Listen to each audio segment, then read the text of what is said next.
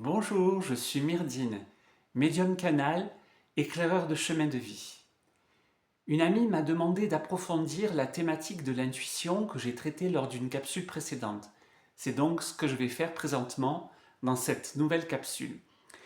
Dans la capsule précédente, j'ai cité le docteur Tomasella qui parle d'intelligence intuitive. Oui, effectivement, on peut vraiment parler d'intelligence intuitive quand on a commencé à développer cette capacité d'être à l'écoute de l'intuition.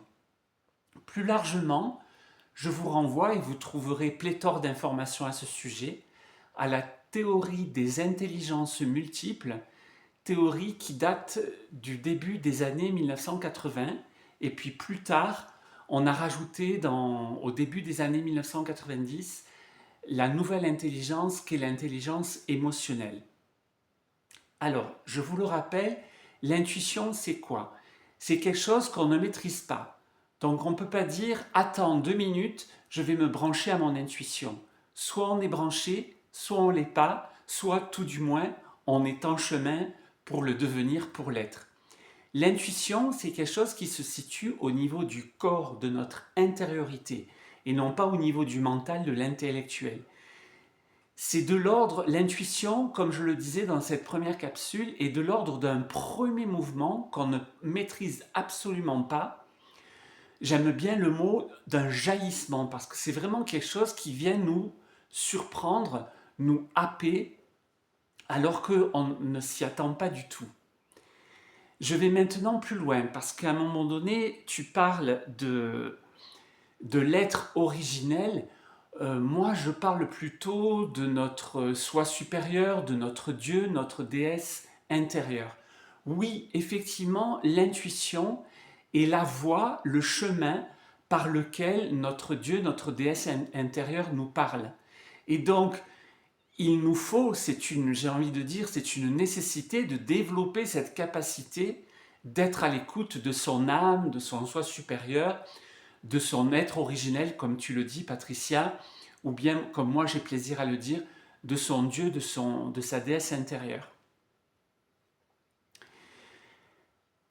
C'est à partir... Alors tu me demandes également de faire la distinction entre intuition, volonté, objectif.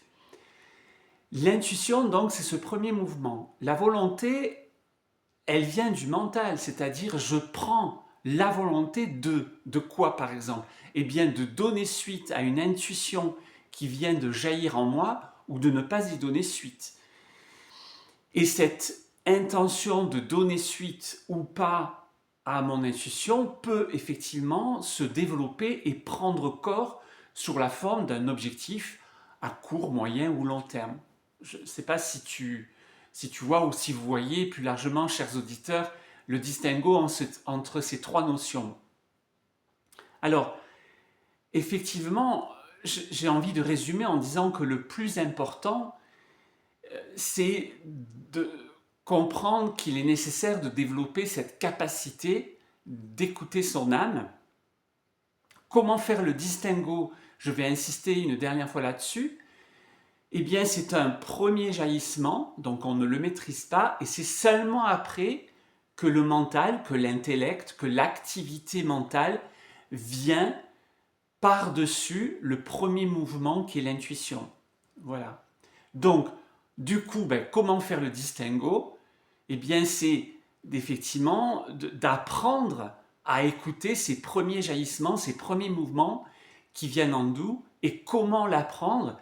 Mais tout simplement en prenant des temps dans la journée, dans chaque jour, où l'on se pose, où l'on sent qu'on se réancre à la terre, où on se réaligne, où on descend en soi, tout simplement pour se mettre à l'écoute de nos intuitions. Donc, c'est un processus de long terme, j'ai envie de dire, c'est une discipline qu'il faut absolument inscrire dans le temps, dans la durée, dans la continuité.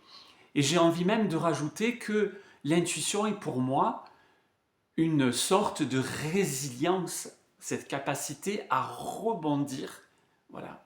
Et vous allez le voir petit à petit, quand vous développez cette capacité à écouter votre intuition, vos ressentis, tout cela pour moi n'est qu'une histoire de sémantique, c'est en fait la même chose. Je le répète, c'est la voix de l'âme. Euh, vous allez voir, quand vous développez cette capacité, il y a le corollaire qui est que vous gagnez en épanouissement, vous gagnez en clarté intérieure et à contrario, à chaque fois que vous n'écoutez pas votre intuition, vous vous mettez des freins, des blocages, des barrages. Voilà, j'espère Patricia, j'espère chers auditeurs, chers amis, chers followers, que cette deuxième vidéo cette deuxième capsule aura apporté un éclairage, des éclairages supplémentaires. Si ce n'est pas le cas, n'hésitez pas à me le dire. Ou, à contrario, si elle vous a suscité d'autres interrogations, d'autres questions sur cette thématique ou sur d'autres, n'hésitez pas à me le dire en commentaire. Et puis, encore une fois, likez la vidéo et abonnez-vous à ma chaîne YouTube. Par avance, merci, je vous souhaite une belle journée et je vous dis à bientôt. Namasté.